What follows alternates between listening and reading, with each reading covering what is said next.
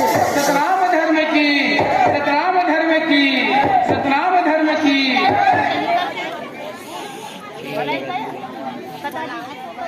वही जंगल झाड़ी और डोंगरी पहाड़ी, गुरु बैठे हैं ध्यान लगा के।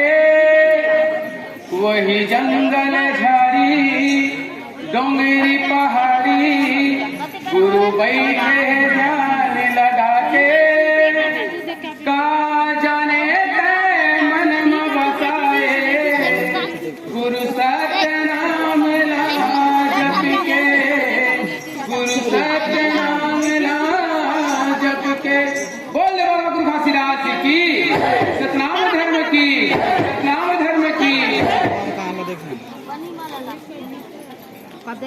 गुरु बैठे हवे जंगल पहाड़, बाबा के तीर मारे बघेवा दहाड़। गुरु बैठे हवे जंगल पहाड़, बाबा के तीर मारे